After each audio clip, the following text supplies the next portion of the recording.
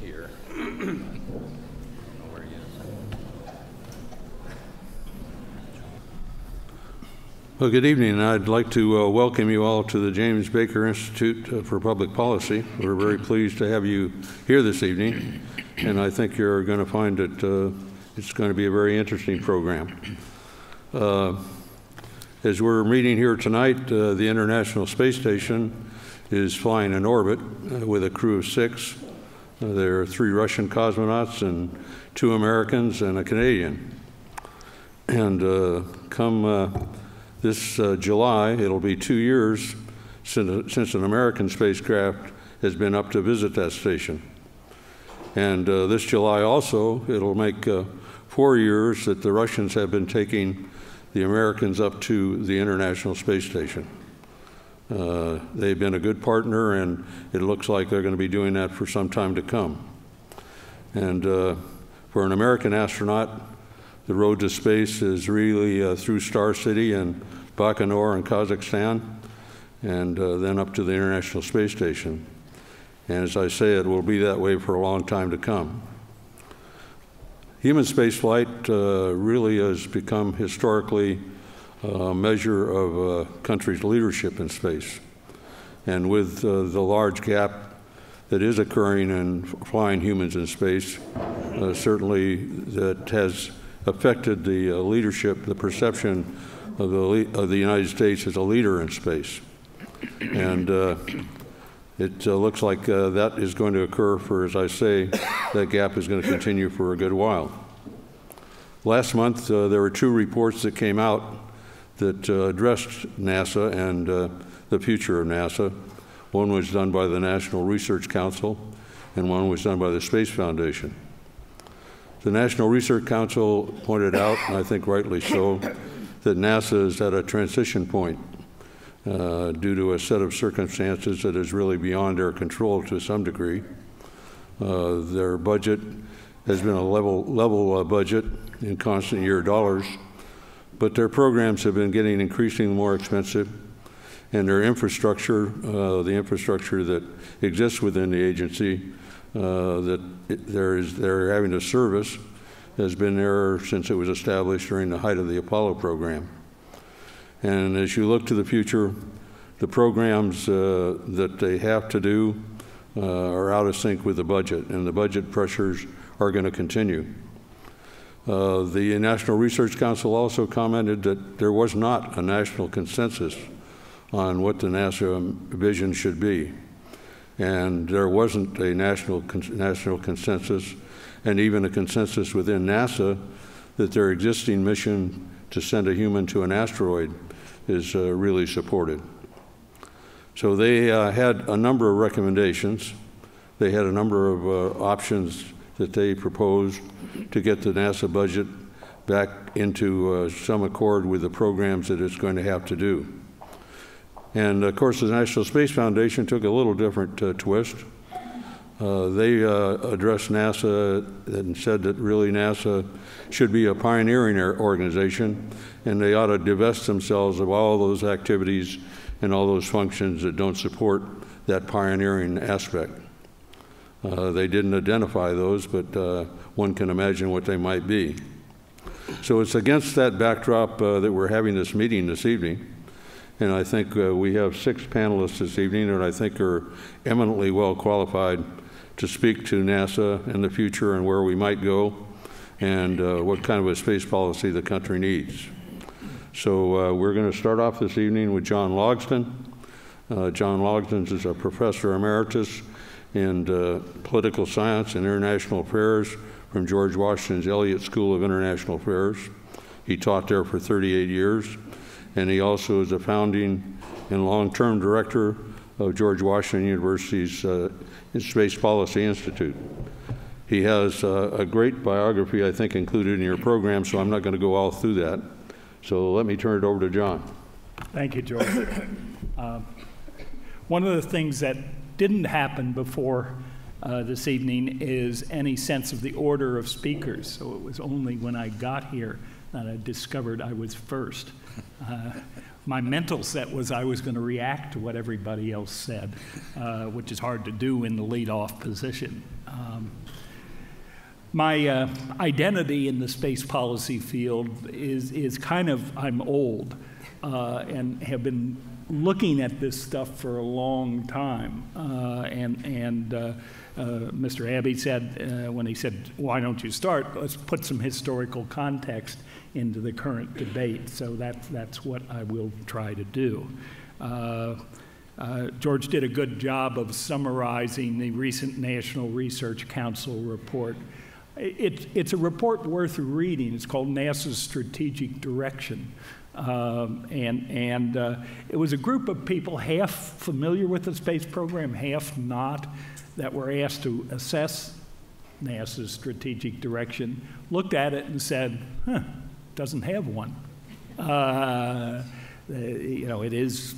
They didn't say we're lost in space, as the title of tonight's program suggested, but they certainly intimated that we didn't have a very clear image of where we're going.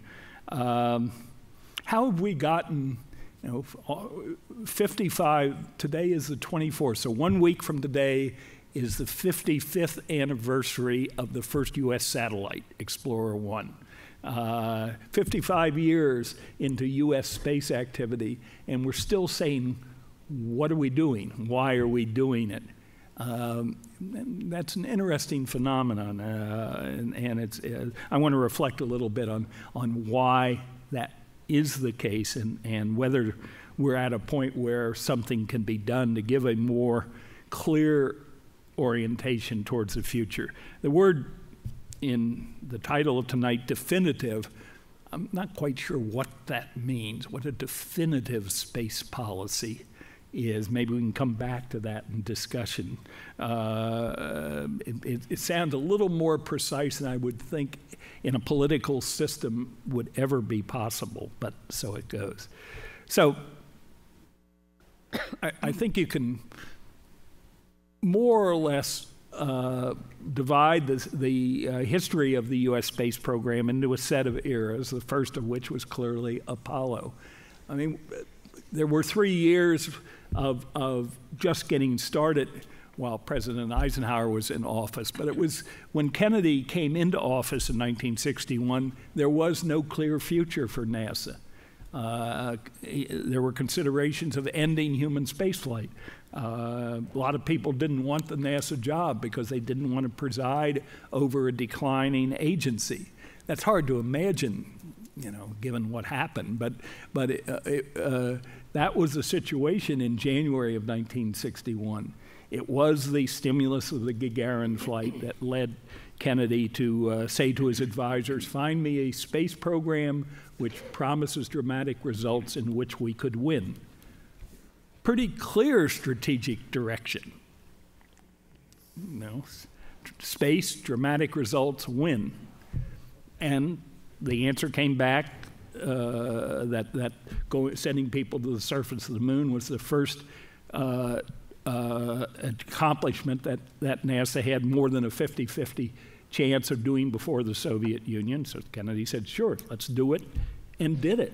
I mean, he not only made the decision to go to the moon, he provided the resources to implement that decision in his remaining 30 years in office. So there was a strategic direction. There was a clear goal of using the space program as an instrument of U.S. foreign policy to demonstrate U.S. technological and managerial power in a peaceful way to the rest of the world and to reestablish a sense of national pride and common accomplishment.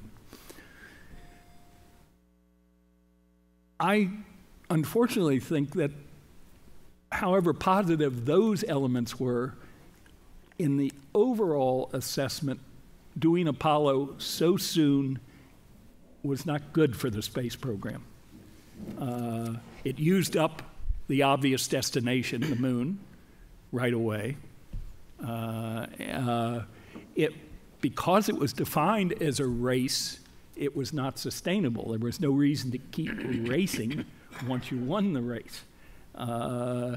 It created an image of what NASA was about, large-scale engineering achievement built around human spaceflight, with a large infrastructure to support the effort.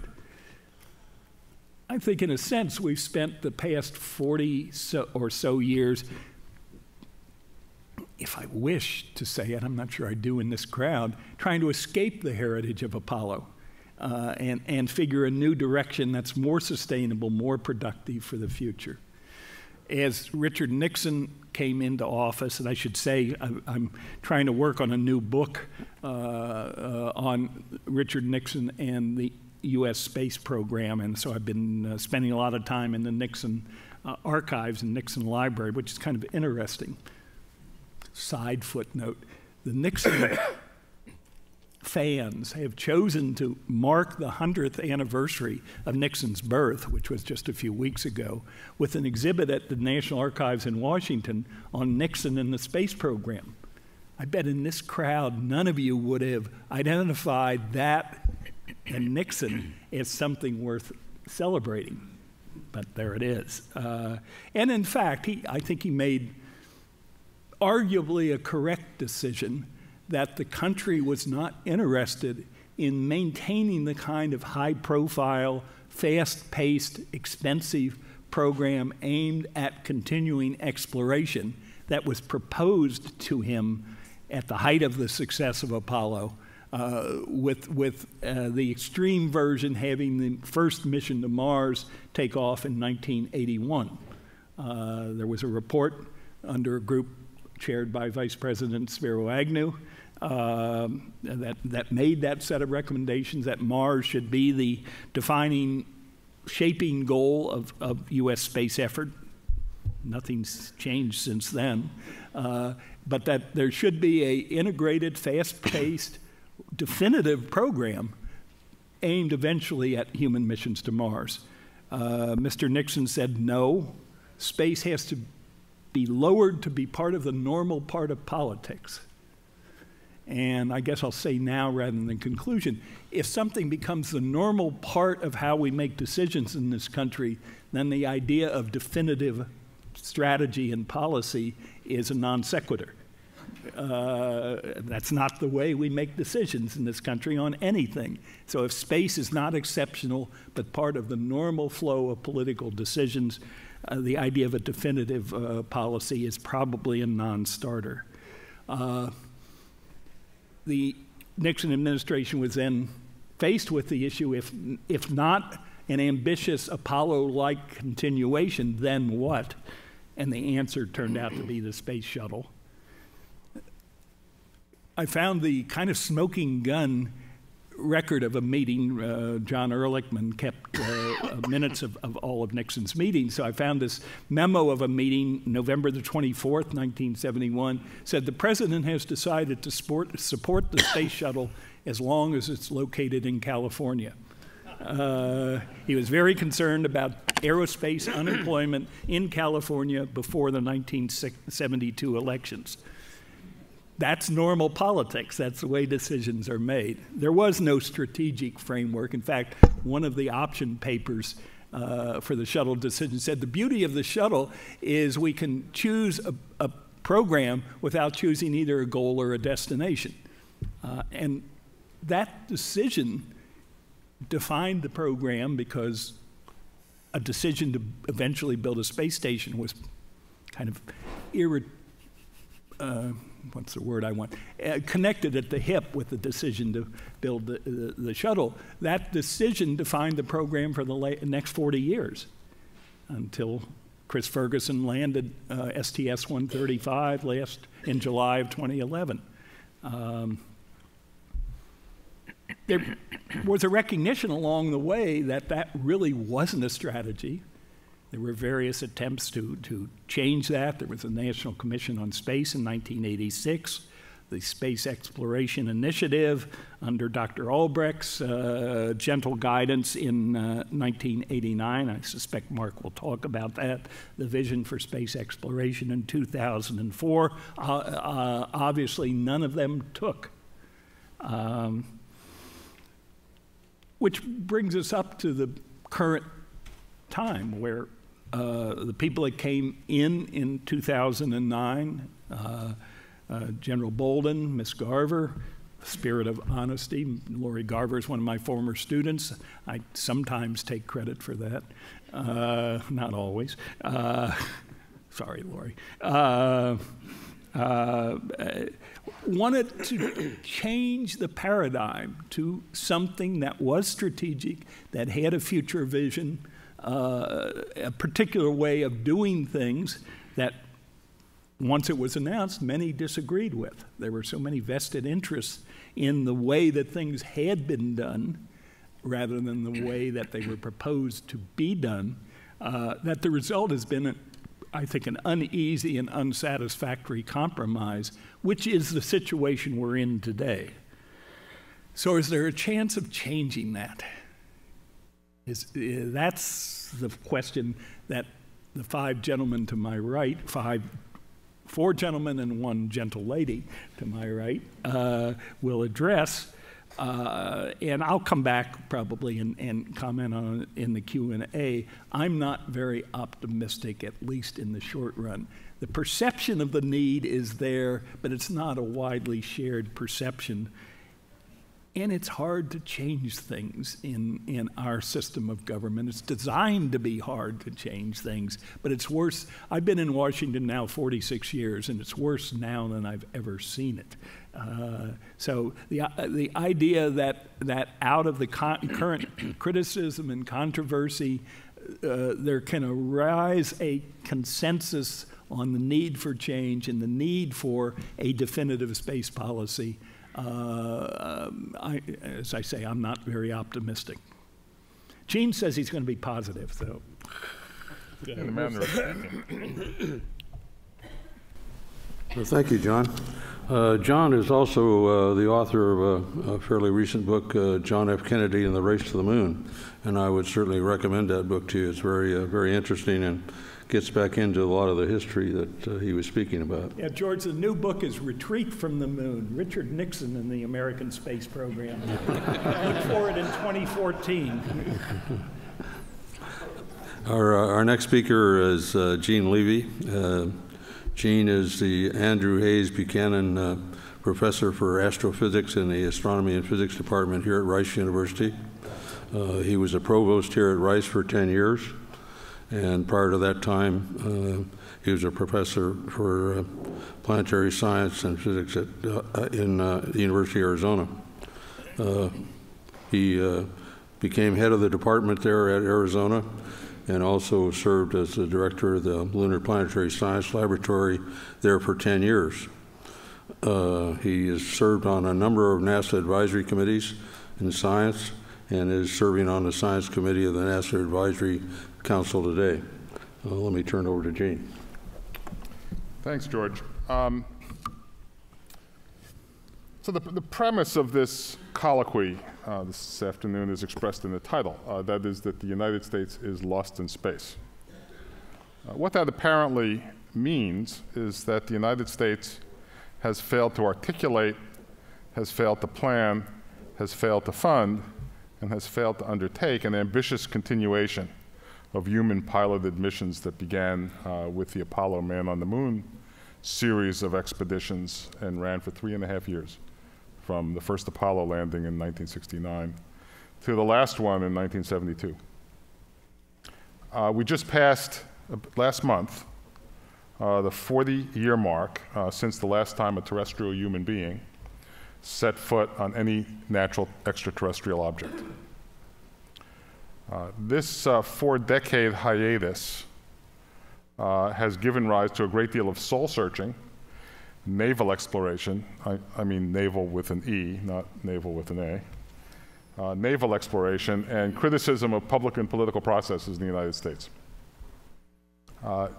Notwithstanding that hiatus, there has been an articulate school, let me say it again, there has been a vocal school of thought advocating continuing expansion of the sphere of human physical presence in space, building on the achievements of Apollo and taking us by now, well, to you choose your destination.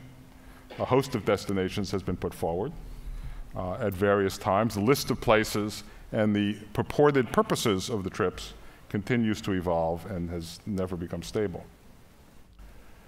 The failure to implement continuity in the deep space human exploration program, despite that failure, we should not lose sight of the positive aspects of the discussion over the past 4 decades.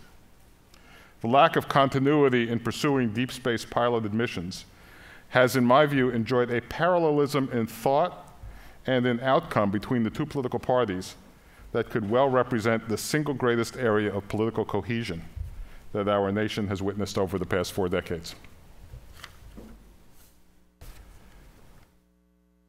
While on the political stages, the players shoot in every which direction, in actuality, the cohesion has been truly remarkable.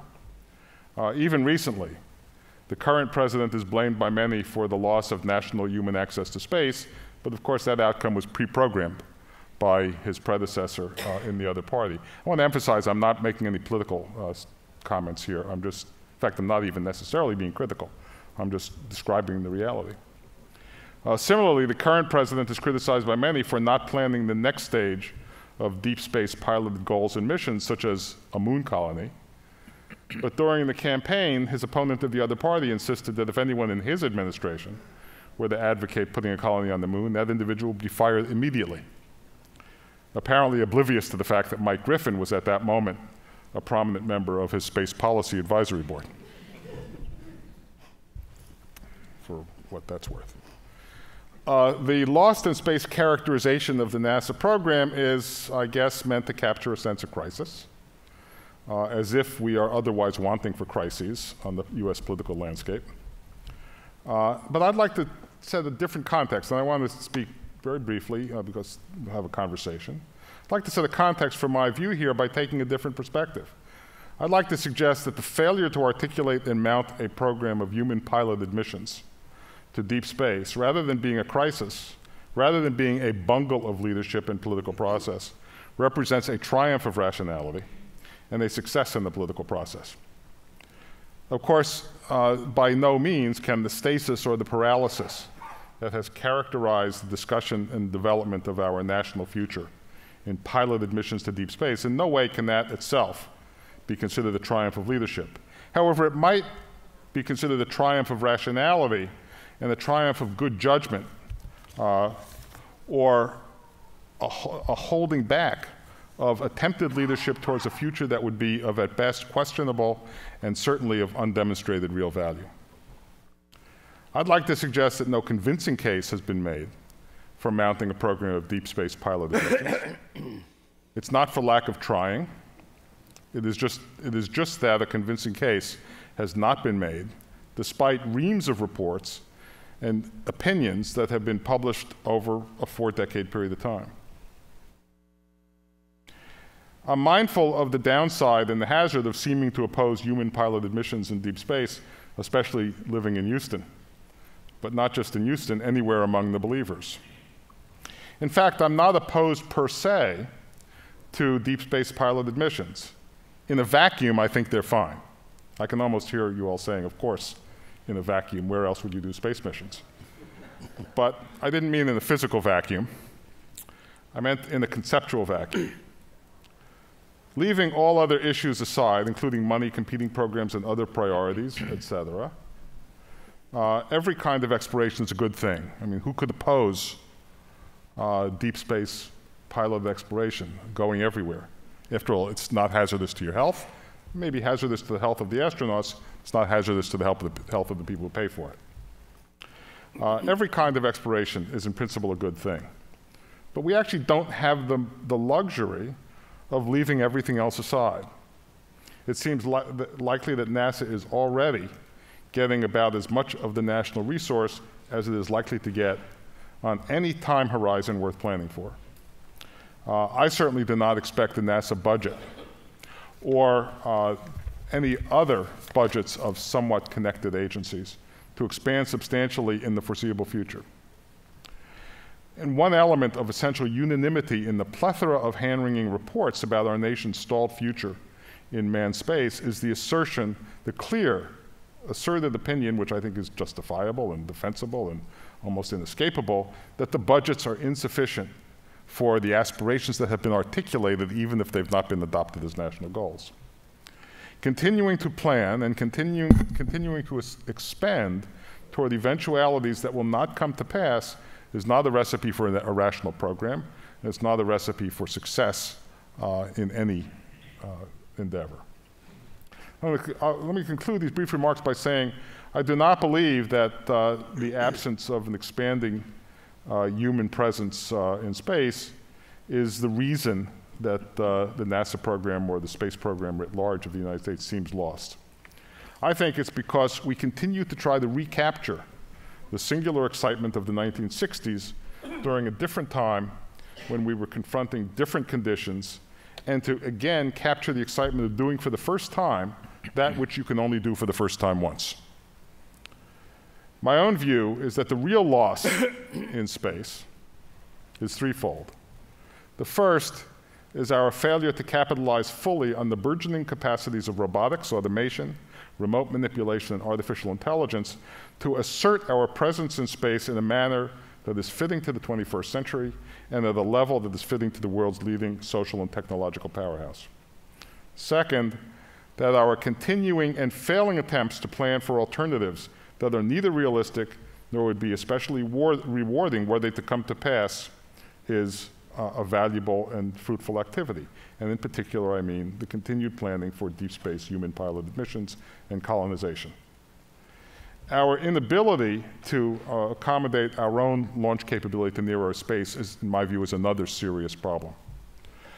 Despite my skepticism about the value and reward that awaits us from piloted missions to deep space, I think a good case can be made for the development of an expanding operational capability in near Earth space with human beings.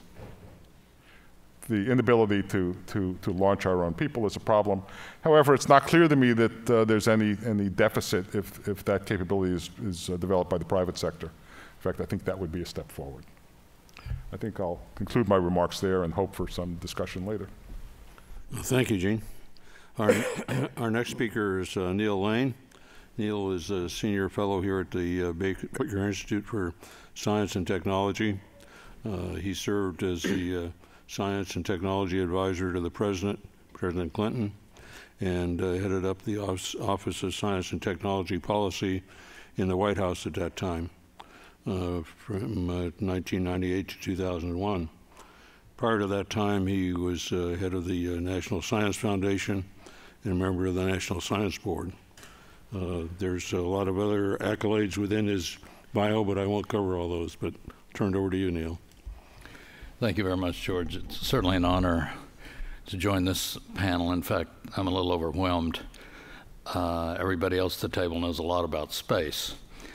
I thought what I would do is reflect just a little bit on what connection I've had with space policy, and say a little bit maybe about policy making in this country and what I think some of the problems were.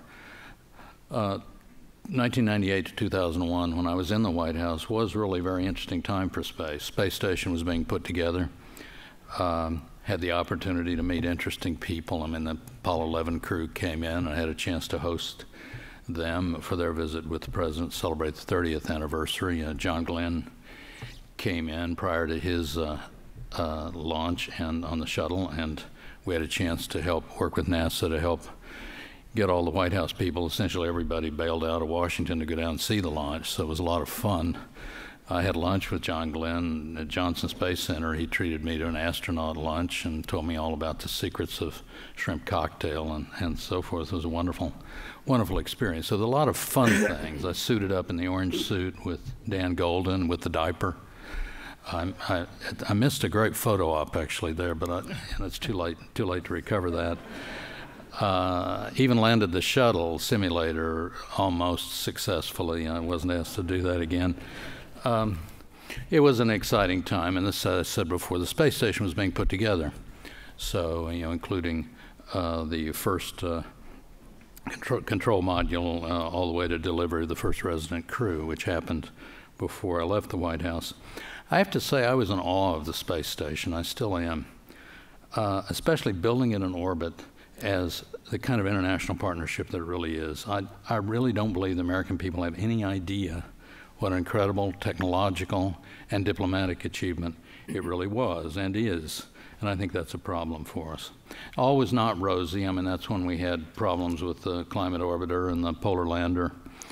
However, many of the other robotic Mars missions were and have been just quite extraordinary.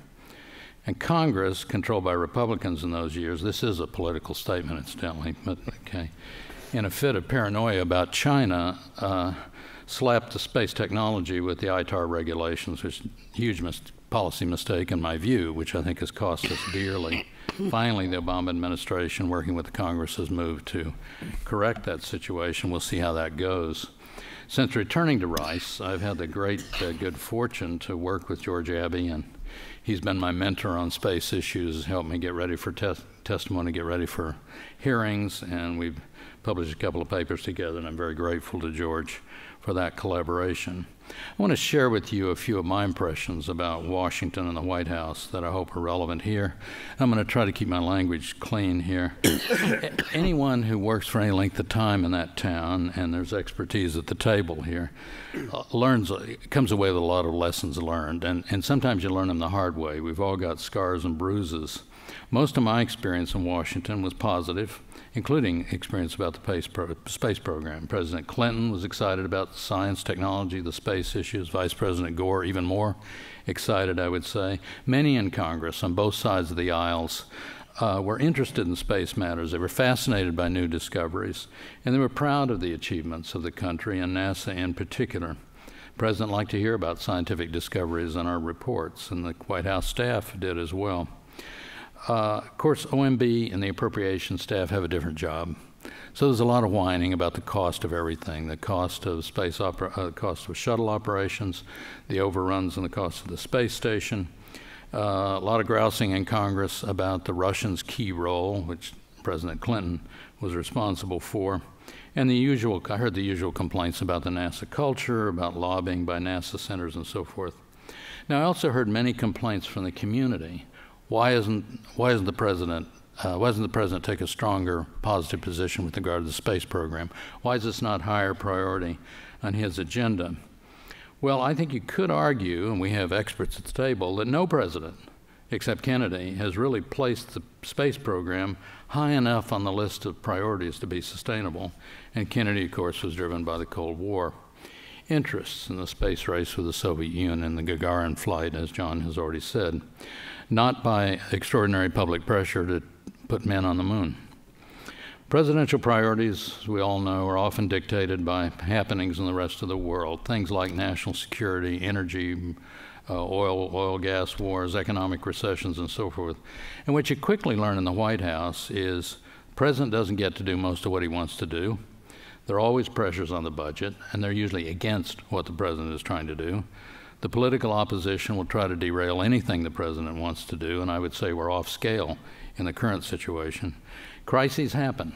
You don't know what they'll be or when they'll occur, but they sometimes have to be topped on the president's agenda, on the nation's agenda, and every policy consideration has a political, even a partisan side to it, including space policy, so there's a lot of give and take. I still hold out the hope that someday our space program will excite the public to the degree that presidents and members of Congress will place it higher on the list of priorities. But it's not happened yet, and it can't happen, in my view, very quickly.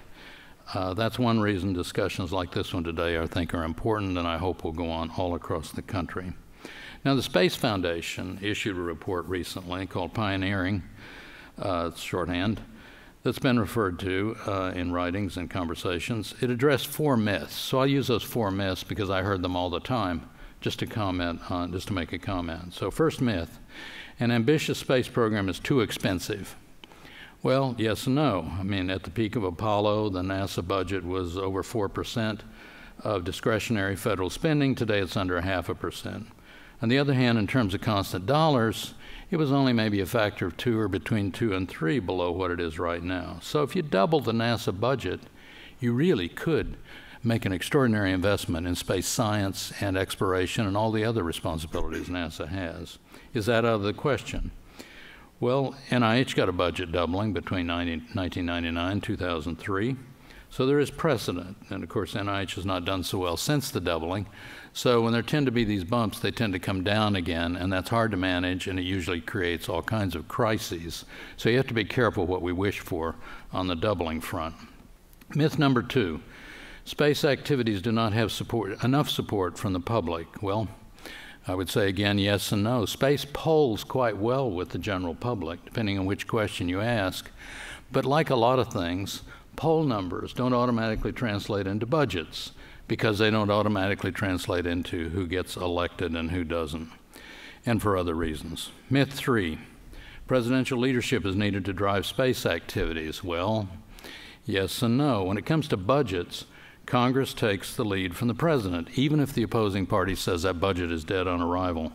Past presidents have put forward bold visions for space program, but the funding really did not arrive.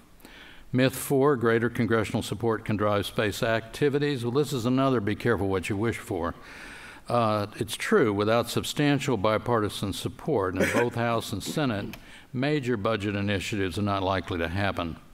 But Congress is really not the right place to develop strategic plans. Planning needs to come from NASA and the space community and have the President's strong support.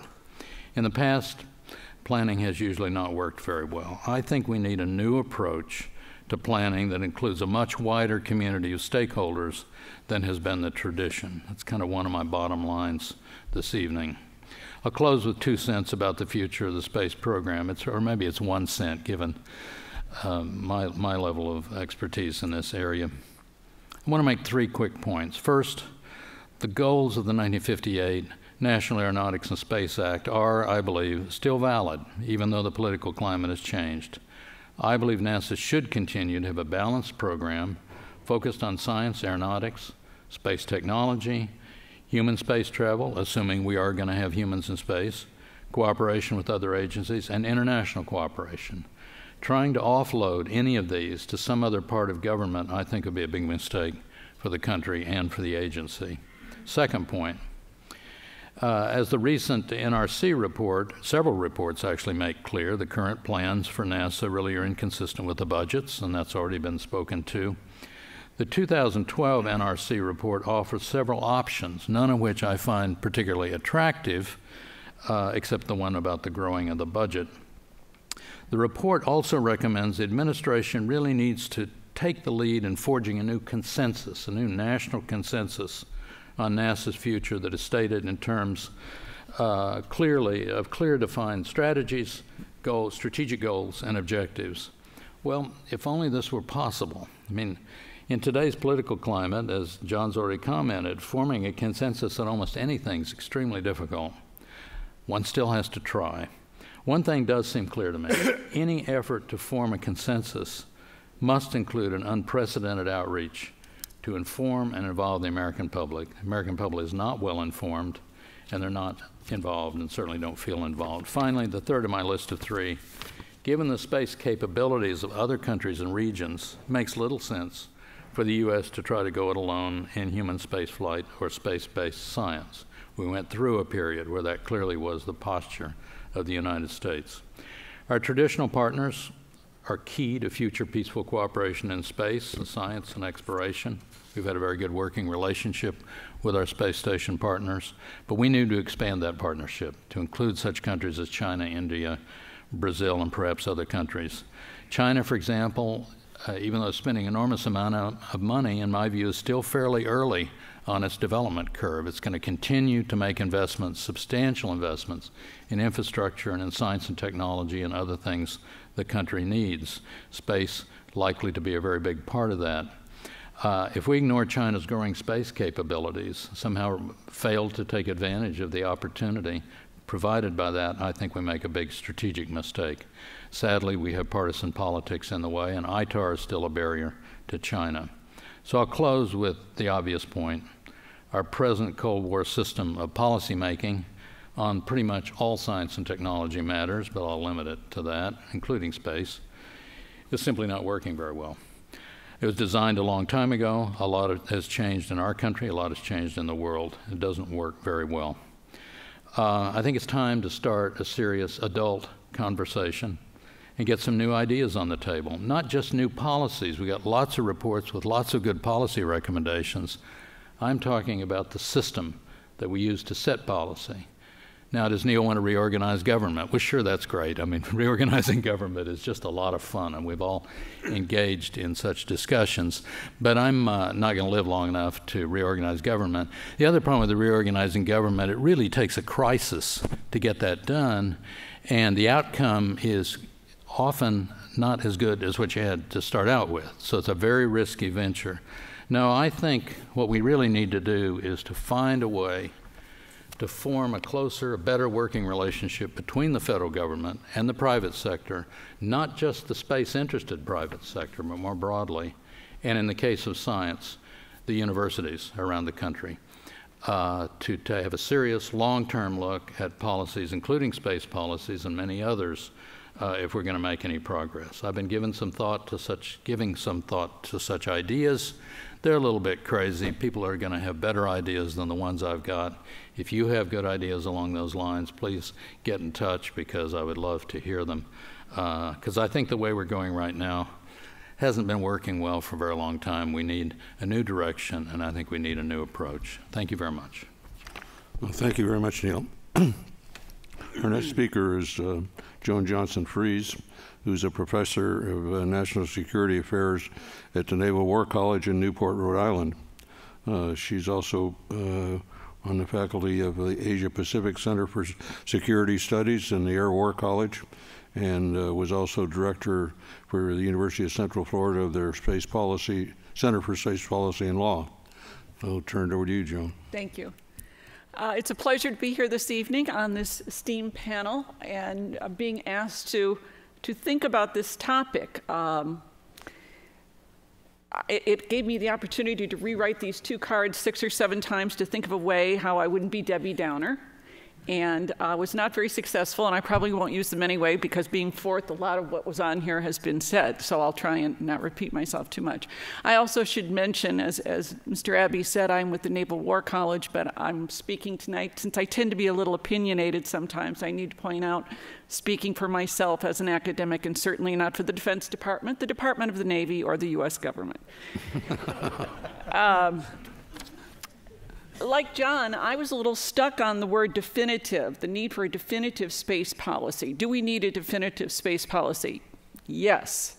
What does that mean? Well, I'm not sure, because, of course, there are multiple space communities. There's NASA, there's the military, there's Intel, there's commercial, and at one point in 2009, I was on the National Academy of Sciences Space Studies Board committee that looked at this comprehensive space policy, and they did a report called America's Future in Space, aligning the civil program with the national needs, which I think points out part of the problem of looking at NASA and looking at the civil space program alone really runs into problems like ITAR and China and issues that go beyond the civil space program.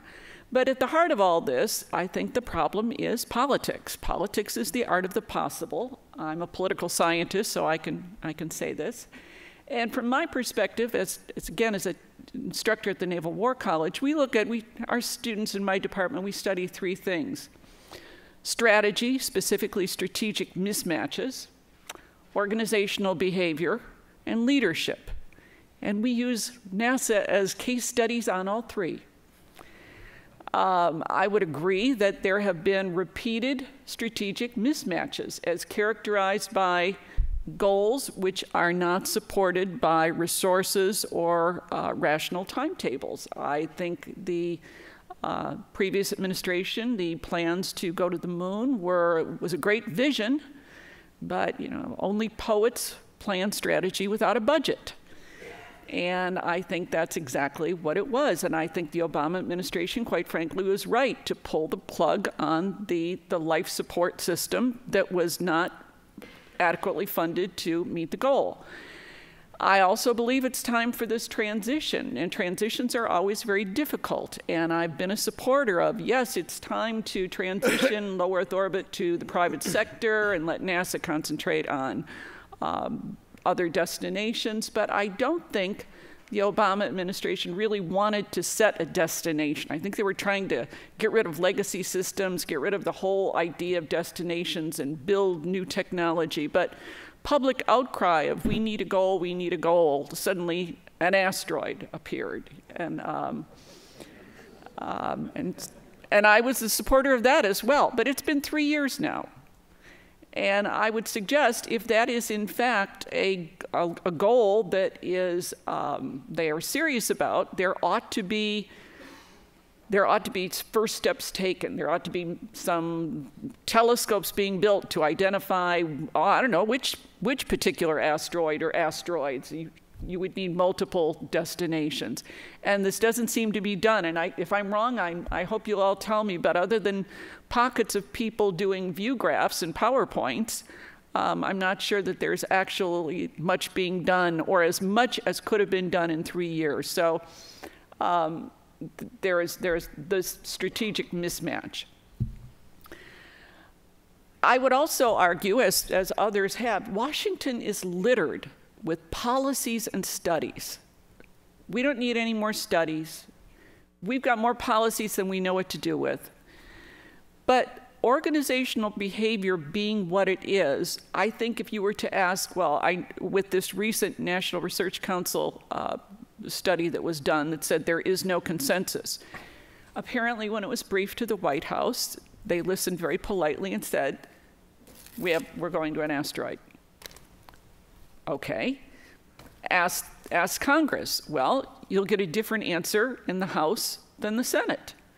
So everybody in their own little stovepipe has a different opinion of what the consensus is, and that is not a consensus. Part of organizational behavior, too, is to move things forward. You need a crisis. Well, what can be the crisis? China. China's the crisis. China's doing all kinds of things in space. It has an ambitious and aggressive space program. Yes, it does. What China has that we don't is political will. They don't have super technology. It's actually quite Spartan. I'm over there quite a bit, and they are moving forward, and they will continue to move forward. But it is very difficult in a democracy to garner the kind of political will that is needed to push manned spaceflight, human spaceflight forward. Polls will show there is support for space exploration. As was already said, it's the question that matters. If the follow-up question to the same group of 100 people is, and which would you prioritize for government spending? Education, health, job training, defense, or space exploration? It drops right to the bottom. It does come in ahead of foreign aid.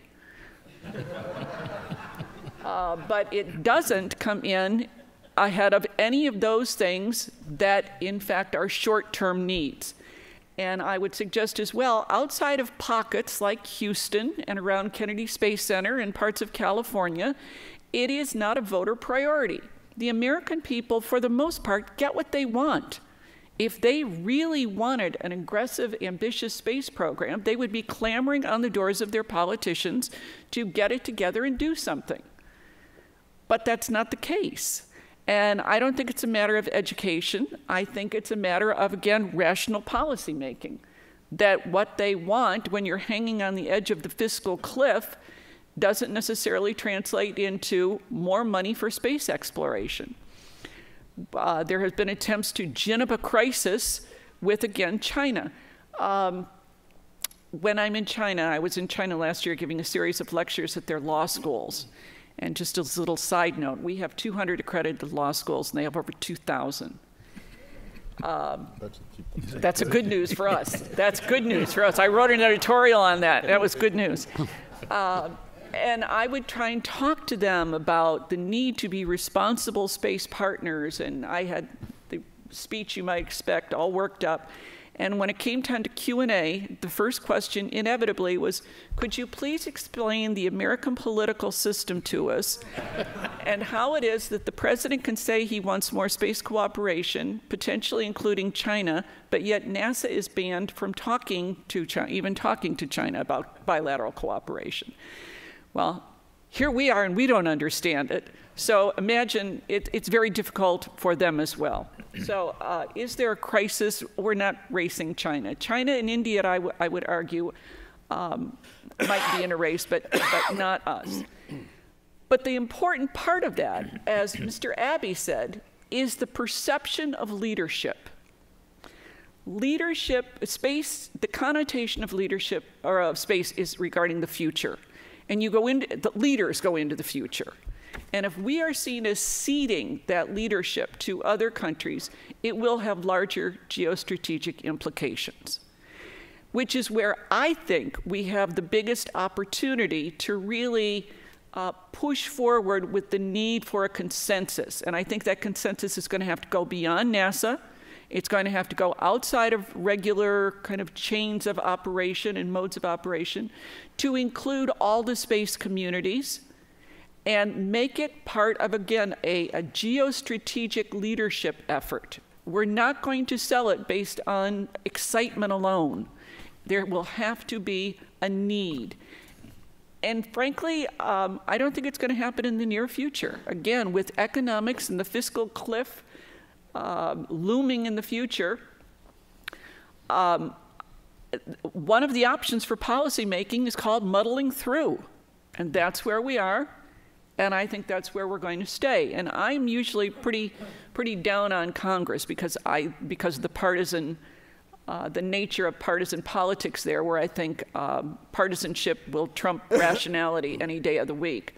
But in this case, I think the onus falls to the White House. If, in fact, an asteroid in some way, shape, or form is the goal for NASA, then I think it is up to the White House to budget for it and push it forward. Congress is not the place where policy making should be done. And if this is what the White House wants, I think it is up to them to do it. I'm not terribly optimistic in that regard, however, because I think, again, other priorities are looming. I'll stop there. Well, thank you, Joan. Joan has written, I might add, two excellent books that I would recommend for your reading: Heavily Ambitions, America's Quest to Dominate Space, and Space as a Strategic Asset. And both of them are very well done. Next speaker is Leroy Chiao. Leroy is known to many of you.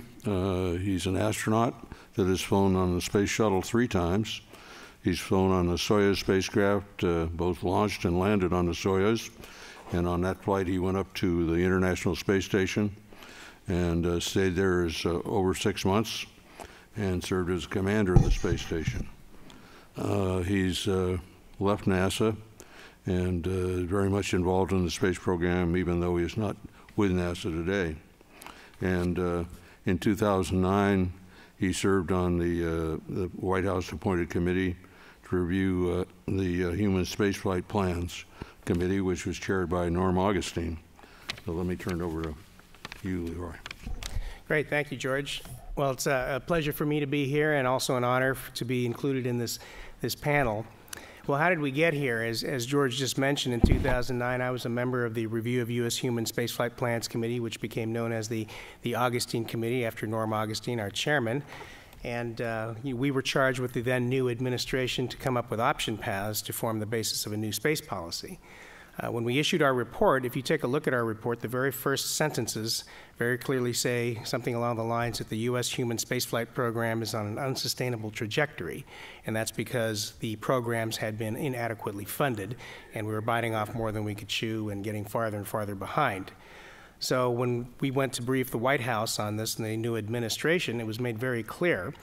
If you read our report, it says, new administration, you need to add $3 billion a year to the NASA budget if you want to do beyond low Earth orbit exploration. If you don't, that's fine. Keep the budget flat and simply continue to robustly support space station and continue to fly space shuttle. And the message was also very clear to the administration, please don't do the in-between where you want to do everything, but you only fund part of it. And unfortunately, that's what happened. $1.5 billion was added to the NASA budget, and they wanted to do everything. So here we are. I, too, am worried about leadership. That is my biggest concern, is how does the United States maintain the leadership position in human spaceflight? Since we retired the shuttle about 1.5 years ago, you can certainly make a case that we have at least symbolically ceded the leadership position in human spaceflight because we can't launch our own astronauts into low Earth orbit. It's true, we are continuing to build the Orion spacecraft. You can think what you want about that, but the fact is that the first planned crewed mission of Orion is not till 2021, and that's dependent on the development and flight test and certification of the Space Launch System booster. So historically, I'm not sure I would be betting on 2021. Now, one of the most exciting and controversial parts of the new space policy was the stimulation of some commercial companies to get them going to see if they might be able to take over the taxi service between the surface of the Earth into low Earth orbit. And of course, we've seen some very great strides in that, some impressive strides, in fact, and 3 companies now are receiving NASA assistance in developing those capabilities. I'm getting more confident that 1 or more of those efforts will be successful. However, initial operational capability of any of those folks is at least several years away, and so that still continues to leave this gap. Today, only 2 entities are able to launch astronauts into space, Russia, of course, and the United States. International Space Station is one bright spot in our space program. It's continued to be operated robustly, but we can only get there flying with the Russians, as I did back several years ago. Now, one of the key findings that our committee came up with on International Space Station is that one of the big successes was this international framework that we were actually able to cooperate with all these different nations and create this absolute engineering marvel, something that was so audacious that even those of us in the astronaut office and the business were surprised how smoothly the construction sequence went. We were sure there would be at least 1 or 2 pretty major glitches that we'd have to do some major workarounds and get through, and certainly there were some glitches, but nothing of the magnitude that we feared back in the early days. International cooperation, I think, is the key to maintaining U.S. leadership in the future. We are the lead nation in the International Space Station, even though we can't send our own astronauts up there right now. But this international framework should be expanded. I agree that it should be expanded to include countries like China, and we can have a debate on the merits of that, but the bottom line is they will be a very different partner than Russia. Russia has been a superb partner. They supported us after the Columbia accident and enabled us to continue flying to ISS, such as my crew. We supported Russia in the days when they were about to lose Station Mir. Without the shuttle, they would have lost it many years earlier, and the capabilities of the shuttle allowed them to keep it. China will be a very different partner because it does have technology. Now, I'm going to disagree a little bit with you, Joan, because I've been over there several times, and I think their technology is pretty good. What they lack is operational experience. They've only flown, a handful of missions, and there's some very basic things that they haven't figured out yet. But they'll be a fine partner because they can help pay for everything, unlike some of our other partners. But that's my main point here tonight, is that for the United States to maintain its leadership position in human spaceflight, which I agree with Joan is critically important, not only for the space program, but for the country as a whole, I think that's where we need to focus our efforts and get over the xenophobia and allow it to happen, and take the lead position in making it happen. Thank you. Well, thank you. Our next speaker is an individual who has also worked in the White House. He was Executive Secretary of the Space Council under President George H.W. Bush, and I think he has been actively involved in the space business since that time. So let me turn it over to you, Mark. Thanks, George, and it's a real pleasure to be here with this distinguished group of people to talk about something that most of the people in the audience certainly care a great deal about. First off, I'm going to resist the temptation to respond to some of the things that have been said, even though I'm dearly and sorely tempted. Second, since I'm the last speaker before you can get at your questions and we can start hashing over what's said, I'll try to be brief. I will confess right up front that I am a combat veteran of definitive space policy. And I'm also a combat veteran of partisan politics. And despite the bad name it has, I kind of like partisan politics, and I think it has a very positive role to play in where we need to go. I took as George's charge for a definitive space policy as comprehensive. So my remarks will be really looking at the United States space policy not as a NASA policy or a civil space policy or a human spaceflight policy, but a United States space policy. And the first thing I'd like to do with that in mind is to do a quick review of what I think the current situation is. First, I think we have a weak national policy in that regard. And what I mean weak is not in muscularity. There certainly are some very muscular parts of current U.S. space policy, but it has no strong center. It really has no overarching theme. It has no central plan. It's really largely a guidance document rather than a definitive plan with implementation, direction, and processes. Each department and agency is told what the government would like them to do and expects them to do, and lays it out by way of a strategic guidance, but it doesn't have any central theme or core. The independent national security and civil space programs are left really pretty much to implement their policy, that policy on their own. OMB is the integrator, if at all. There have been attempts over times to change that, but today, current situation is OMB is the integrator of this national space policy at all. And they do pretty much annual reviews at best. They do detailed reviews and adjudicate requests as they come in. But most of the resource cycle currently is dominated by congressional committees, which are very, very interested in the activities of the departments and agencies through hearings, through specific directions, through member interest.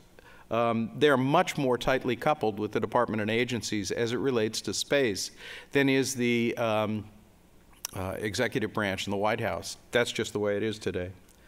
We have little or no international policy. There's good oratorive language in the policy about international cooperation is good and it should be supported and we should use our allies and partners to the maximum extent possible. But there's no centralized theme to it. There's no notion of national objective of international cooperation in things space. And it's a current vestige of the program we have. We have an uncoordinated, unfocused, yet growing commercial space infrastructure. To me, this is probably the most disappointing. You have department and agencies that are feeling their way, attempting to feel their way on how to integrate a growing commercial interest and commercial sector in space. And it's episodic. One department handles it one way, another department handles it another way, some with programs, some with permissive or non-permissive implementing rules and regulations. And so it's, again, it's something that's happening. It's big. It is potentially amenable to central policy management or organization and structure and guidance, but it is not currently done. So what's the results of current national space policy, in my opinion? Let's talk about DOD. We spend about $20 billion a year. And quite frankly, we're back to what most of us in this room would recognize is the Millstar era of very, very large, expensive satellite programs in DOD that are launched on very large and expensive launch vehicles rather infrequently. It's a vicious circle and a vicious cycle that we've been through before in the 90s, where you have ever bigger platforms because it is more and more expensive to launch them, and therefore the risks associated with any individual launch are so high you try to make sure that the platform has everything on it. That, of course, justifies making launch costs more and more expensive because the payloads are bigger and more costly in and of themselves, and the risk of loss is higher and higher. Currently, DOD is scrambling, as everybody's talked about the budget austerity, which is certainly going to happen. I think it's going to be even more strong than people recognize. And DOD is scrambling with concepts like a disaggregation to adjust to the funding realities, i.e., let's make smaller platforms. Let's not put all of our eggs in one or two large baskets, expensive baskets. And we will achieve survivability or some military objectives through disaggregation. The problem is you're halfway through a cycle of large buys for large satellites, and multi-year procurement is the current administration's plan for trying to maintain costs. There's very little room, therefore, to start creating new disaggregated smaller programs. I won't spend a lot of time on NASA spending about $18 billion. We all know what's going on, and everybody's talked here about it. I would just simply say that the infrastructure of NASA is beginning to crumble, in my opinion. I think you see that at Kennedy and Johnson as flagships. I think to a lesser extent to smaller centers. You can begin, I'm sure you see it on a local level, but those are most obvious. The centrifugal organizational forces that drive duplication and cannibalism and diffusion of effort are really at an accelerating pace. Again, it comes back to the fact that the administration is not as focused on it, and the congressional committees are very focused on it. NOAA, $2 billion a year. I would say the weather program is in deep problems. NPOS was just sort of the tipping function, but there are innumerable problems with the weather program. And the commercial business for space in the United States, I would say it's a little less than $2 billion a year. We currently have less than 50% of the market share and less than 40% in launch. And with the MDA purchase of Space Systems Loral, that total market share, depending on whether you count Space Systems Loral as an American company or a Canadian company, could tip even further down. So what's the argument for creating a comprehensive national space policy, one that integrates all the parts of the United States space program? Well, the first one, the obvious one, is efficiency. Simply managing like activities as a whole, or at least in league with one another, can save money, unlock resources for other activities, cause collateral efficiencies by being forced to operate in close proximity, in some cases jointly. Obviously, low-hanging fruit like launch. The United States' current launch policy is, in my opinion, an embarrassment. We have at least 3 different launch programs, and all of them are becoming more and more expensive and becoming much more limited. Another reason is synergy. If you actually have the departments and agencies working collaboratively on national objectives, whatever that objective may be, you will get, in fact, new ideas, new technologies, new perspectives to problems that are not part of the parochial core.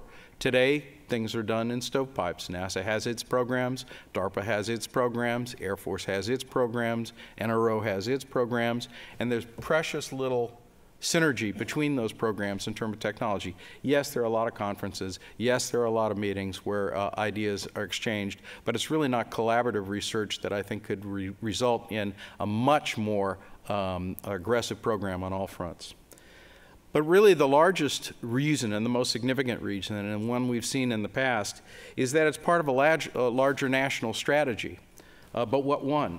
The United States, as we've heard here, has had a policy largely out of the Cold War that said preeminence in space, leadership in space, was good for the United States in our efforts to win a war with the Soviet Union and alternative economic constructs. I am a veteran of trying to figure out how you can morph that strategy after the Cold War to create a positive role for United States leadership. Leadership, being first, preeminence, dominating space militarily, being preeminent space explorers. But right now, we don't have a national strategy, I'll argue. Just as recently as last Sunday in the Washington Post, Anne Marie Slaughter, who was part of the current administration's State Department, Princeton, head of the Woodrow Wilson School, suggested that the Obama administration consider 3 alternative new global strategies. I think it's remarkable that a person that senior in this administration State Department would write an open op-ed saying we don't have a broad U.S. national strategy.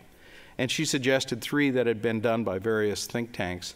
But I'll just read the titles to you to give you a flavor and ask yourself, how does the way we think about space, we being the space people, in terms of dominance, preeminence, leadership, fit into the context of U.S. national goals and strategy that would run under the banners of things like strategy for a post-exceptionalist era. These are literally the titles of them.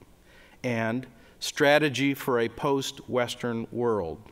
And finally, a strategy for a sustainable planet. Again, she argued that these 3 studies, and they're comprehensive and they are coherent and comprehensive, alternative U.S. national strategies that she would argue even a week ago in the Washington Post are viable alternatives. I'm not going to talk about the merits of them, but we as space people have to think about how would an aggressive, comprehensive, definitive national space policy for the United States fit under the banner of those kinds of U.S. national strategies. I think it's something to think about because, to my mind, none of them fit in very well. Again, I agree with all the other participants. I think we have the space program today that's a result of all the forces on it. It's like physics. It is a result of the forces that have been applied on it. The only way, in my opinion, that you could change that is to have an overriding national policy for the United States for which a different kind of space policy would fit in, as it had in the past with the Cold War strategy. So I have a variety of suggestions of what we'd want to do if we ever came to that point, but I would be very interested in hearing others' comments about that, because I think the United States space policy for the last 50 years has really been driven as component of a larger U.S. national strategy. And I think one of the reasons we are where we are today with a program as diffused as it is because it no longer fits with a broad U.S. national strategy. So with that, I'll turn it back to you, George. Well, thank you, Mark.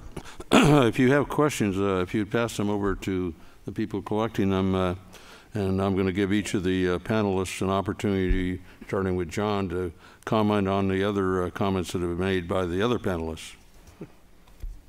John? Several of my colleagues have talked about the term consensus. And I wonder whether the seeking of a consensus on what we should do in space is really, first of all, achievable, and second of all, necessary. I mean, again, I bring the history to it. Second NASA Administrator James Webb didn't want to take on the Apollo assignment unless there was a consensus that it was the right thing to do. What did he mean by consensus?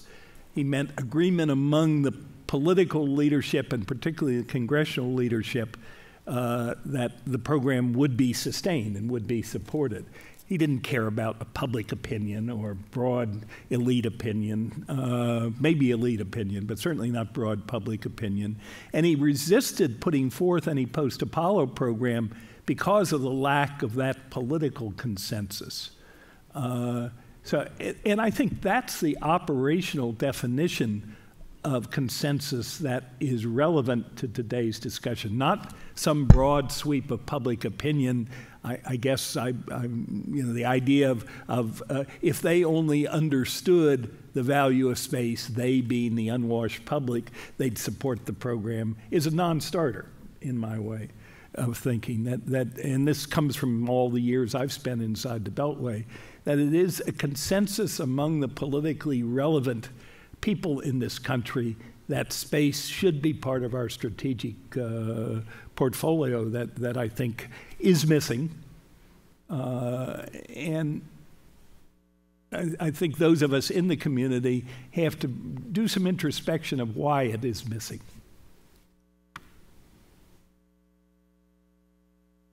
Gene? I'm kind of at a loss for words. And I don't mean that in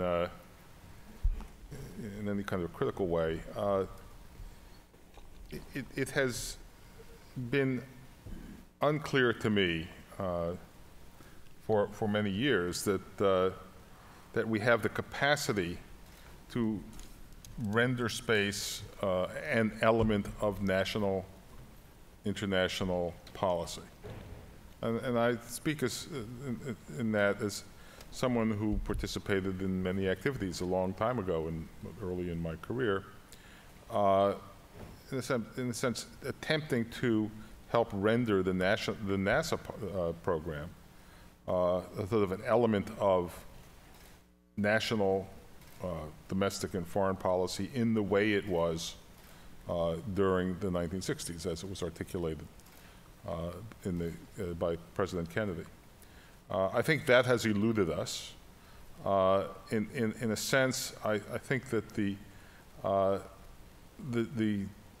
drive to crystallize a single or coherent national policy towards space that I think has been reflected in some of the some of the comments this evening, that is not achievable and may not even be productive. There are, we live in a society, we're part of a country and in a world that has diverse needs, diverse imperatives, diverse motivations. And I would frankly be satisfied, again, having spent too many mental cycles many, many years ago, I think, thinking about a coherent national space policy. I would be happy with coherent parts of a space policy. I think that if we could achieve, frankly, if we could get one coherent part, that would be a big step forward, in my view. Neil? You were not at a loss for words, turns out.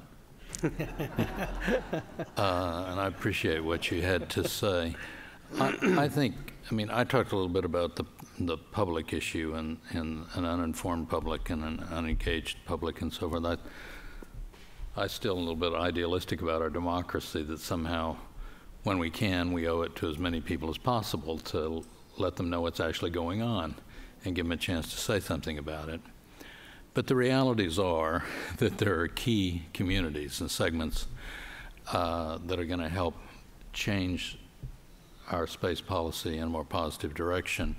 As John has said, I guess I would argue that that community be larger than maybe it has traditionally been, and then we can have a conversation about what I mean, larger in which dimension and in which direction.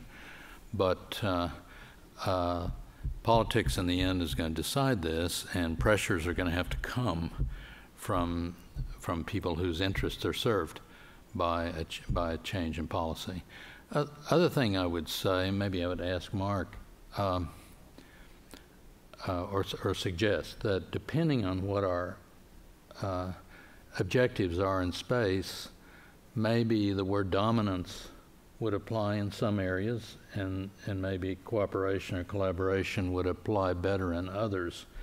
And sorting that out, I understand, is not easy, but we've been doing that with other countries and other domains for a very long time, and companies do that. They cooperate when it's in their best interest, and they compete like crazy when it isn't.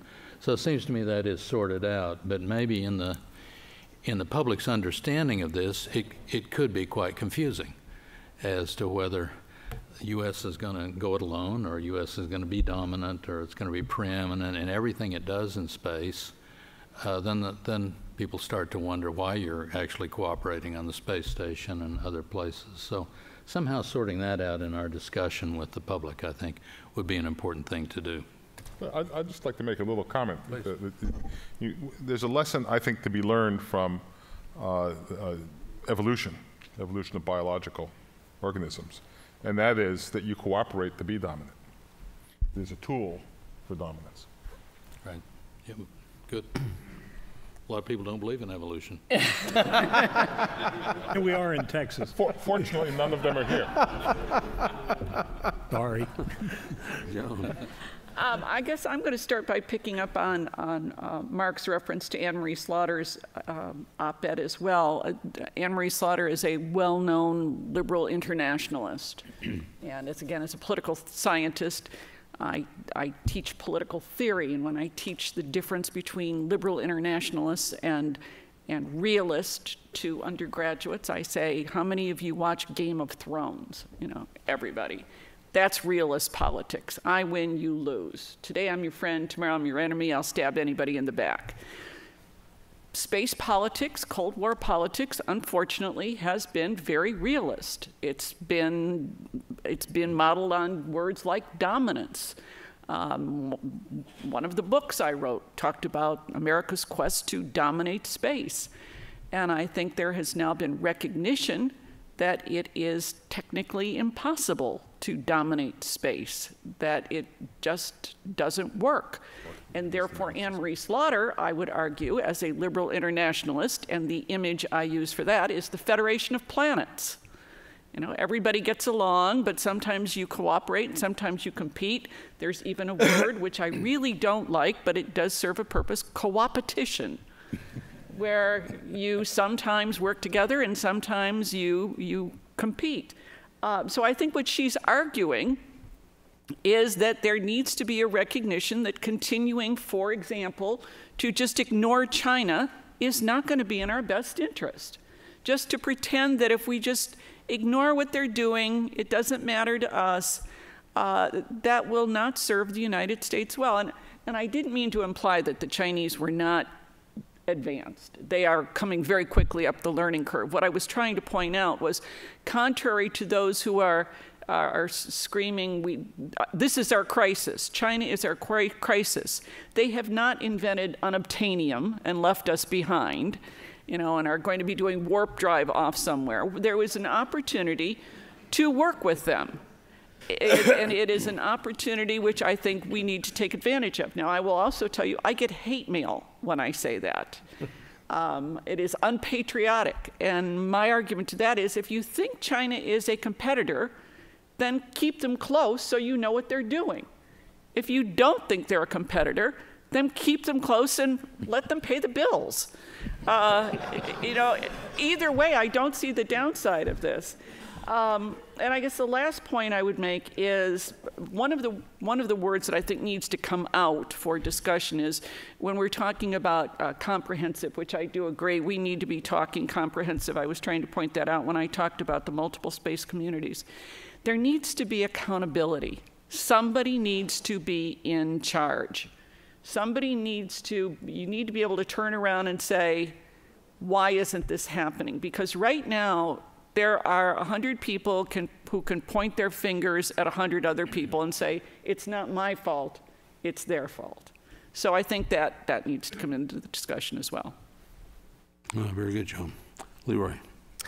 Yeah, I've heard a lot of folks tonight talk about, or several folks talk about space policy and the need for space policy to fit into the broader policies of the United States, and I agree with that. However, I smile because when I was a pretty new astronaut here, I was pretty young back then and fairly naive, and to me, space was pure. We were in this pure endeavor. It was goodness. We were doing this because it was just good. And how dare the president or the Congress use the space program as a foreign policy tool? And I remember in the early 90s when we started getting involved with the Russians, and I grew up during the Cold War, and so I was pretty well brainwashed at that time. And I was thinking, why are we doing this? And it became clear, well, because we need to find a mechanism to give them money to pay their scientists so they don't go work for countries like Iran and things like that. And I thought that was just a pollution of this pure space idea. But of course, I was wrong, and it does need to fit into the broader policies of the United States. I agree with space to the general public. I know the general public supports space, but they are arguably not as excited about space as they were during the Apollo days for many reasons, one of which is because space kind of became routine. We kind of were launching several times a year and going to a space station or going into orbit for a few weeks and coming back down, and people kind of got used to that. But I agree that we need to use the policy implications in the broader picture to drive support for the space program, especially within the government. If they see that the space policy can help them with foreign policy or other policies, then that becomes the driver of why they should support a robust space policy. And just one example I'll use, since we're talking a lot about China, and it's something I feel have pretty strong opinions on. The 2007 anti-satellite weapon test the Chinese conducted to worldwide condemnation, deserved, by the way, that they should have been condemned for that. But stop and think for a moment. If we had engaged them as partners in a civil space program as part of our civil space policy, made them perhaps a member of the International Space Station, would they really have gone ahead and conducted that test? Now, that's an interesting thing to think about. They certainly would have thought twice or three times about it. But once you're kind of in the same house as everyone else and you start caring more what those people think about you instead of always hearing that, these people are your enemies, so who cares? Let's go ahead and show them that we're powerful too. So I became a big believer in international cooperation for the reason that I think it's for the better good of the planet, of the United States, and of the U.S. space policy and overall policies. Thank you. Mark?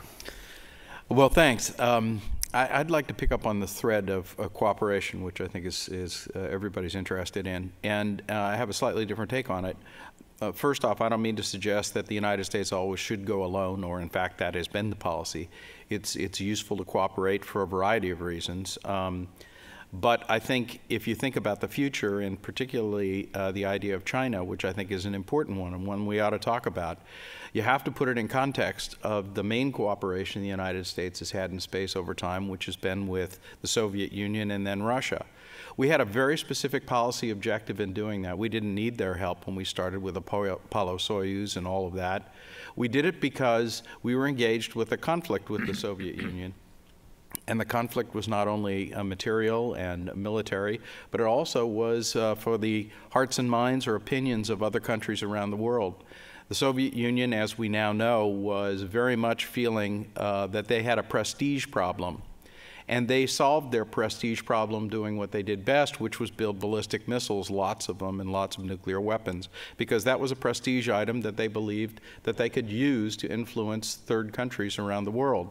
The United States had a strategic objective that said we'd like them to stop building as many rockets, ICBMs, and nuclear weapons. And our space cooperation was implicit offer to them to give them prestige internationally without doing the thing that we found most destabilizing, which is building more missiles and more weapons. It was a strategic objective on the part of the United States. We didn't need their technical cooperation. We did it because we felt that we could offer them something that was in our national interest. The problem with China is, I think, the reason why we're stumbling so hard on whether we should involve the Chinese in international space endeavors is because we don't know what the strategic objective of the United States is to do so. I don't know what that is. Are they a competitor? Are they an adversary? Are they a partner? Well, they're all of those things.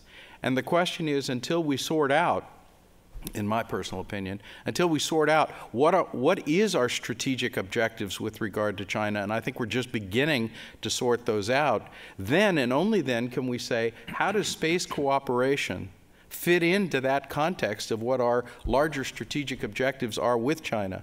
And until we get to that point, I think we're going to have the problem of people who see that relationship in different ways and see the potential of cooperation, or in fact of cooperation, as either threatening or supportive to that view about the relationship.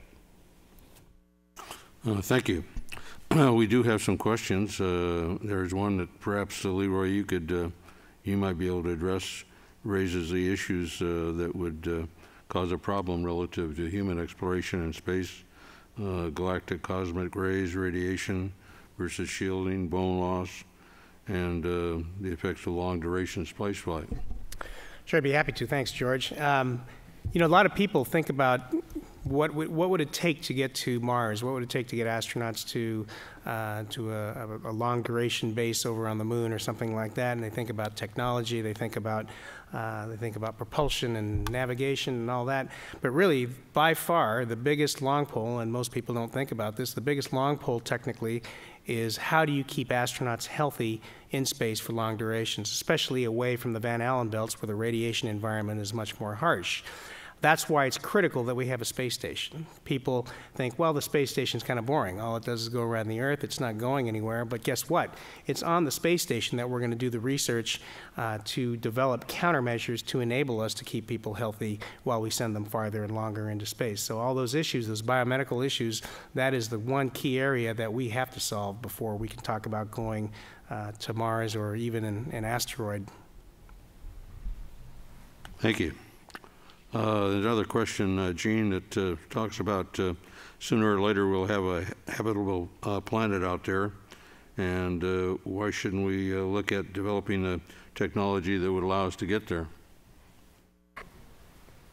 I think that it's fair to say that there is no technology on the horizon that is going to get us those distances in any kind of feasible timescale or with any robust reliability. It's one of the things that I try to convey to my students when I teach courses appropriate to this subject or pertinent to this subject is just what the distance scales are. I think that it would be nice to be able to send a device even to the nearest star, which is 4.5 light years away. But the planets that are being discovered are at very, very great distances. And I'm a technological optimist, but I'm not optimistic about that. Thank you. And here's a question, Joan, that maybe you can address. With the rise in nationalism between China and Japan, could a potential conflict increase America's spending on space and a new Cold War? That's been tried, and it has not been successful. Again, using China as the threat, we must do this, the perception. I don't think so. It's just, it's not the crisis. But I would go to Mark's point about, well, until we figure out, is China a partner or competitor? Again, I don't think it's going to come down to one or the other. And I think the danger of not working with China is that everybody else is. We can't be the leader if everybody else is in a group that we're not in. And I'm afraid that we're going to be standing there with our football, and everybody else is going to be playing a different game. So I don't think that waiting for a decision of we are friends, we are not friends. I don't think that's going to happen. So, if I could make one other point about public support, I have to add I was pretty down on public support, and I agree with John that we need to convince the political elites. But I will say. Several times I've taught a course called Space and Security, and this is to political scientists, who of course are in political science because they can't do math. So let's just be clear about that. So this is to political scientists to teach space and security, and what I talk about, talk about things like what's the difference between a rocket and a missile, what would happen if we didn't have GPS, what happens when a wrong signal is sent and cell phones go down and, oh my gosh, I can't use my ATM card. And inevitably, at the end of the course, on the course evaluations, it says, everyone should be made to take this course. This is so important. People don't know this. This must be known. And the other question I ask them, because you can add on little questions, is, are we spending the right amount on space, or should we spend more or less? Right amount. So, they think it's very important, but no, the budget's fine the way it is.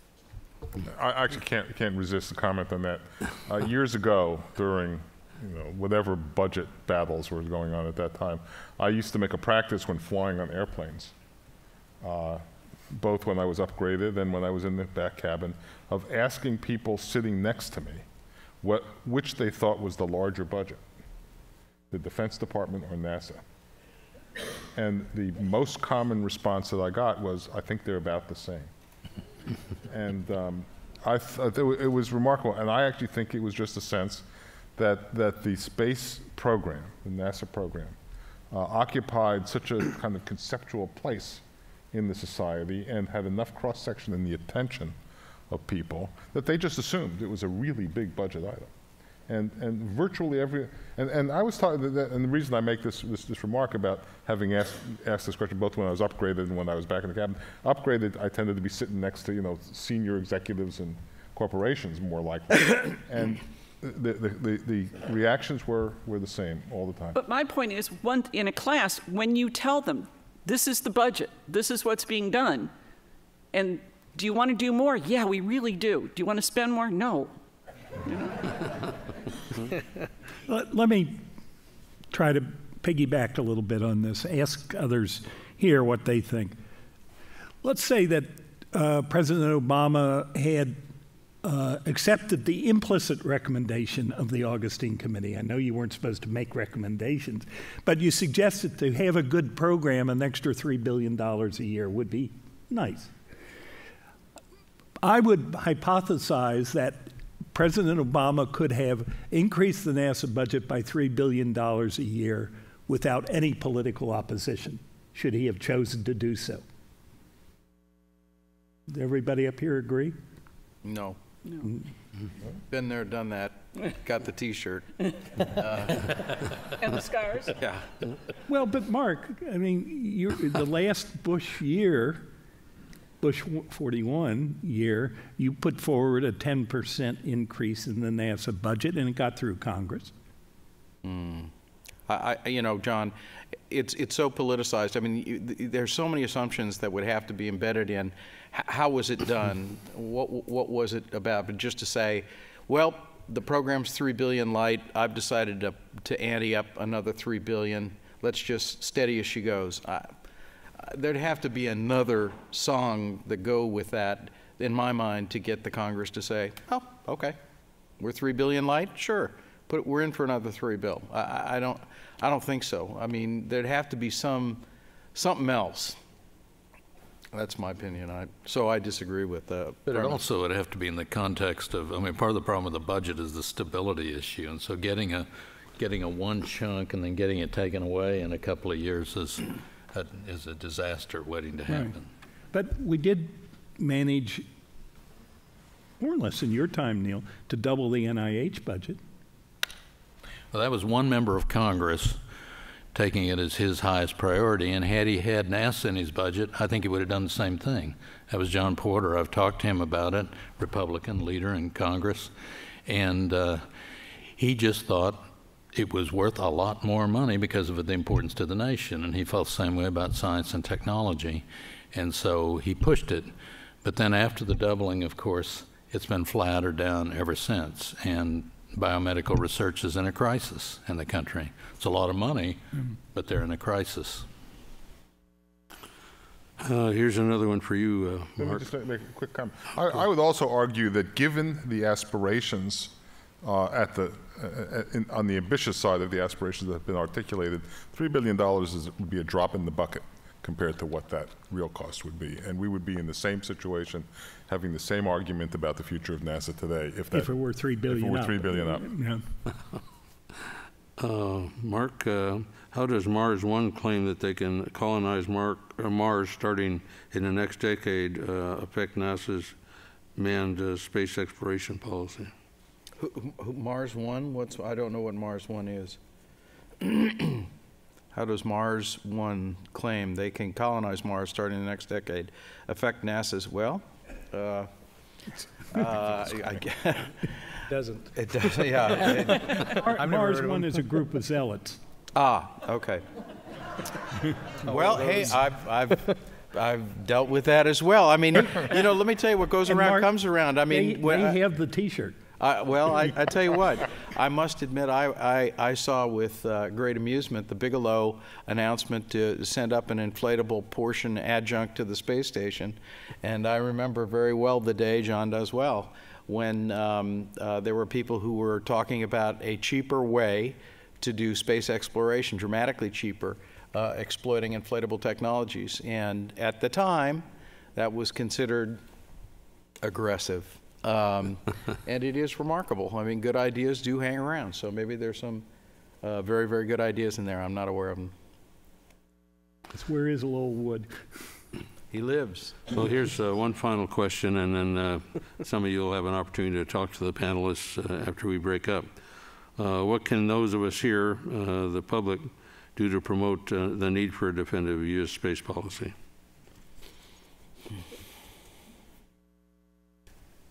Well, I mean, a lot is the answer, but a lot of people in the room are very involved in K-12 education one way or another, and volunteering, and maybe we have teachers in the room, and I think it's pretty clear from what everybody has said that some of these challenges really are long-range challenges, and nobody is really expecting over the next year or two that we're going to reverse our priorities in terms of space versus other kinds of things. So I think just one of the things would be those in the room, probably everybody who's enthusiastic about space issues and studies space issues and knows the kind of things that, for example, Joan talked about, getting enthusiasm in the classrooms, and it goes home to the parents and the community groups that many people in the room are parts of, are often very excited about hearing They don't always have to have an astronaut, although if they can get one, that's clearly the top dollar. But they like to hear about everybody else in their views about things like science and technology in all areas, but also space. So I think that just taking advantage of your relationships with young people and not so young people to make sure they understand what the situation is, things like how big the budget is, and what's come out of the space program and what opportunities really lie ahead that we've not been able to take advantage of. That would be at least one important thing everybody can do. Any other comment? I have one, but it's kind of a final comment, so if anybody else wants to go. A closer, okay. A closer, yeah. I mean, many of the people in this room work on a day-by-day basis in the space program. I realize not all of you do, but a goodly number do. And so you know that today was the day of remembrance of the crews that are lost in either the Apollo 1 fire or the 2 shuttle accidents and the others that have suffered fatalities related to space. Make sure to the best of your potential and ability that doesn't happen again. I mean, this is a demanding business, a challenging business, but all 3 of those accidents were management failures, not hardware failures. To the degree that I think is important, success has its rewards. And so continued success, I think, is a goal for all of you that have hands-on to the program, should strive every day for. That's very true, John, and very real. Yes. Mark Albrecht is also the author of another book, Falling Back to Earth, the personal account of the Great Space Race and the end of the Cold War. So I would recommend that book to you as well. We have a number of authors up here on the stage. I appreciate you all coming this evening, and I hope you enjoyed the program. And maybe you'll have an opportunity to talk to the panelists here for a moment after we break up. So thank you all. Yeah, really a pleasure. You have a concern? Oh, really.